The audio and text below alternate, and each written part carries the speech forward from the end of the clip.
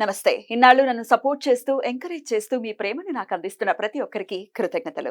అలాగే ఈ వీడియో కూడా ఖచ్చితంగా మీకు ఉపయోగపడుతుంది. లైక్, షేర్ అండ్ సబ్స్క్రైబ్ చేసి మీ సపోర్ట్‌ని నాకు అందించండి. అలాగే ఈ వీడియో పట్ల మీకున్న అభిప్రాయాన్ని కామెంట్ సెక్షన్‌లో కామెంట్ చేసి తెలియజేయండి. ఇప్పుడు వీడియోని చూద్దాం. నమస్తే, వెల్కమ్ టు అవర్ ఛానల్. నేను పద్మిని. ప్రస్తుతంతో పాటు ప్రముఖ ఆధ్యాత్మికవేత్త, ఆస్ట్రోన్యూమరాలజిస్ట్, వేదిక్ వాస్తు స్పెషలిస్ట్, శ్రీ విద్య మరియు హనుమత్ ఉపాసకులు బ్రహ్మశ్రీ డాక్టర్ సిస్లా జయశంకర్ గారు మనతో పాటు ఉన్నారు. మాట్లాడదాం. సార్ నమస్తే. సార్ ఆయుష్మతి భవ. ఓం నమో వెంకటేశాయ. జాబ్ రిలేటెడ్ ఇష్యూస్ చాలా మంది ఫేస్ చేస్తున్నారు సార్. డెఫినెట్ గా కాల్స్ వస్తున్నాయి. ఇక్కడ ఇంత జాబ్ గురించి ఇంత ఇబ్బంది ఎదుర్కొంటున్నాం అని అంటే ప్రాక్టికల్ గా కొన్ని తప్పులు కూడా చేస్తున్నారేమో అనిపిస్తుంది. ఎందుకంటే ఆల్రెడీ ఉన్న జాబ్ లో ఎప్పుడైతే మనం జాబ్ ఏదో ఒక జాబ్ చేసే ఉంటారు కదా, ఆ జాబ్ ని తిట్టటము, అన్నం పెడుతున్న బాస్ని తిట్టటము చేస్తూ ఉంటారు. అన్నం పెడుతున్నాడు బాస్ అంటే వాడు తండ్రి కదా, తండ్రి అయితేనే పెడతాడు కదా. సో తిట్టడం అనేది చేసినప్పుడు డెఫినెట్ గా కర్మ వచ్చేస్తుంది. ఓహో నీకు ఇలా ఉందా, నీ సంగతి ఏంటో చూస్తానని లేకుండానే చేస్తుంది.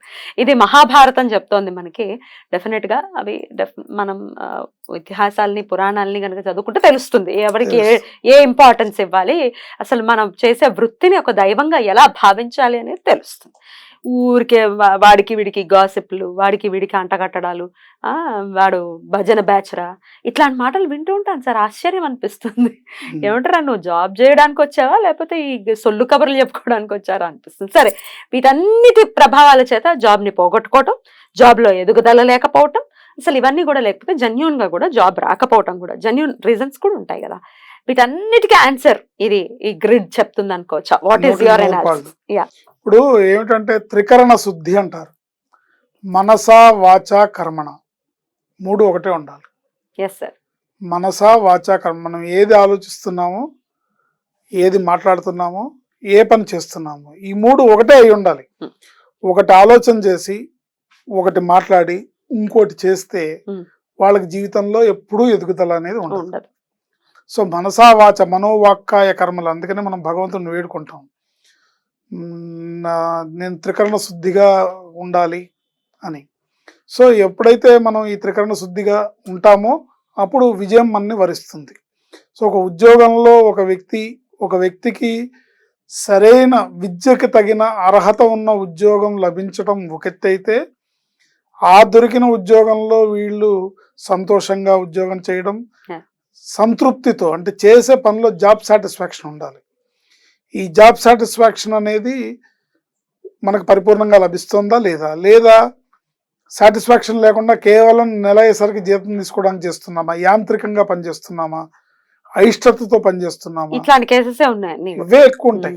సో చేసే పనిలో వీళ్ళు నాకు నెలకింత జీతం ఇస్తున్నారు కాబట్టి ఏదో టైం పాస్ చేయడమే తప్ప నా ధర్మం ఇది, నా విధులు ఇవి అని తన ధర్మాన్ని ఎరింగి తను కష్టపడి ఉద్యోగం చేస్తే ఎదుగుదల, ఇక్కడ లేకపోయినా ఎదుగుదల దీని ఆశీర్వాదం వల్ల నీకు ఇంకో చోట వస్తుంది. 100% నాది అనుకుని పని చేయాలి, ఏదైనా కూడా ఇది నాది అనుకుని. సో ఆడవాళ్ళకైనా మగవాళ్ళకైనా చేసే ఉద్యోగంలో అభివృద్ధి కావాలన్నా, చేసే ఉద్యోగంలో అనుకూలత రావాలన్నా, ఇప్పుడు ముఖ్యంగా ఆడవాళ్ళు చూసుకుంటాం, కొన్ని చోట్ల వాళ్ళు పాపం ఉద్యోగం చేస్తుంటారు, కుటుంబం కోసం ఉద్యోగం చేయాల్సిన పరిస్థితి ఉంటుంది, కానీ అక్కడ వాళ్ళకి పరిస్థితులు అనుకూలించక హెరాస్మెంట్, వేధింపులు ఉంటాయి, అన్నిటికీ పనిచేస్తుంది. వావ్, వేధింపులు అయితే వర్ణనాతీతం. ఆడవాళ్ళ యాంగిల్లో చూసుకుంటే చాలా ఇబ్బంది.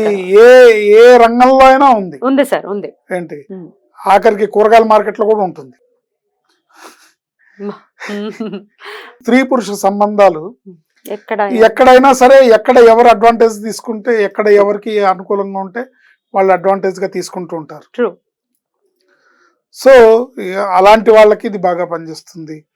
ఉద్యోగంలో ప్రమోషన్లు, ఉన్నత పదవులు, తర్వాత కొంతమంది సిన్సియర్గా పనిచేస్తున్నా కూడా, మగవాళ్ళైనా ఆడవాళ్ళైనా, ఓ చండశాస్త్రం లాంటి బాస్ అకారణంగా తిట్టడం, అకారణంగా చిరాకు, యాంగిల్ కూడా ఉంటుంది. బాస్ యాంగిల్ నుంచి చూసుకుంటే వాడు కర్మను అనుభవిస్తాడు, అందులో ఎటువంటి సందేహం లేదు. కానీ ఇక్కడ నీ మనసు బాధపడుతుంది కాబట్టి దాన్ని బాధ పెట్టుకోకుండా అనుకూలంగా నీ పని నువ్వు చేసుకోవడానికి ఈ గ్రిడ్ పనిచేస్తుంది. నంబర్స్ ఒకసారి చెప్పండి. సో 5, 16, 9, 4, 10, 3, 6, 15, 8, 13, 12, 1, 11, 3, 7, 14. దీన్ని ఒక రాగి రేకు మీద కానీ వెండి రేకు మీద కానీ చెక్కించి దాన్ని పూజ చేయాలి. ఆదివారం నాడు,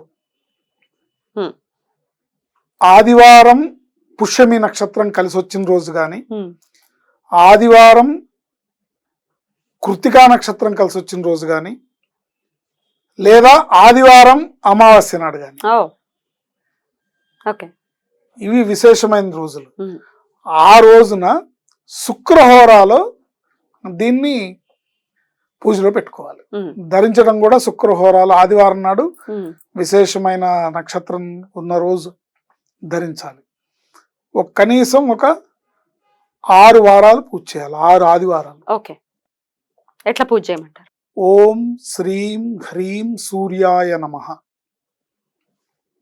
లేదా ఓం హ్రీం శ్రీం మిత్రాయ నమః, మిత్రాయ నమః, ఓం శ్రీం హ్రీం మిత్రాయ నమః, ఓం శ్రీం హ్రీం మిత్రాయ నమః అనే ఈ మంత్రాన్ని దాంతోని పూజ చేసి సూర్యుడికి అభిముఖంగా సూర్యోదయానికి పూర్వమే సూర్యోదయ సమయంలో సూర్యుడికి అర్ఘ్యం ఇచ్చి సూర్యుడికి నమస్కారం చేసి జిల్లేడు ఆకుల్లో జిల్లేడు పూలను పెట్టి స్వామికి సమర్పించి దీనికి పూజ చేయాలి.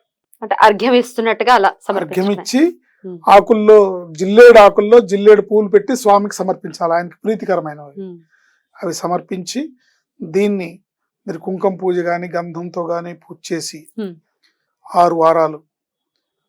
ఇది పూజ ప్రారంభం ఆదివారం నాడు కృత్తికా నక్షత్రం రోజు కానీ, ఆదివారం పుష్యమి నక్షత్రం రోజు కానీ, ఆదివారం అమావాస్య రోజు కానీ ప్రారంభించి 6 ఆదివారాలు పూజ చేసి మళ్ళీ మీకు తారాబలం కుదిరిన రోజు దీన్ని ధరించాలి. దీన్ని ఎవరికి వాళ్ళు ధరించవచ్చు, ఎవరికి వాళ్ళు ఈ పూజ చేసుకోవచ్చు, ఎవరికి వాళ్ళు ఈ యంత్రాన్ని చేత్తో లిఖించుకోవచ్చు. అంటే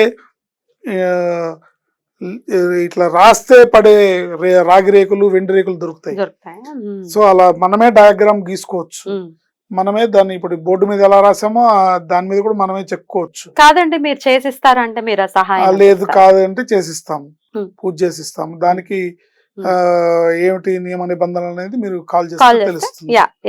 సో అట్లా 6 ఆదివారాలు చేయొచ్చు. లేదా ఇవి ఏవి చేయలేము అన్న వాళ్ళు పేపర్ మీద రాసి మీరు పర్సులో పెట్టుకున్నా కూడా మీకు అనుకూలమైన పరిస్థితి ఉంటుంది.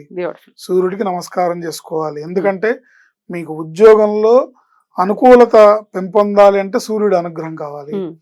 సంపద పెరగాలి, ఉద్యోగం ద్వారా చేసే పనిలో సంపద పెరగాలంటే శుక్రుడు అనుగ్రహం కావాలి.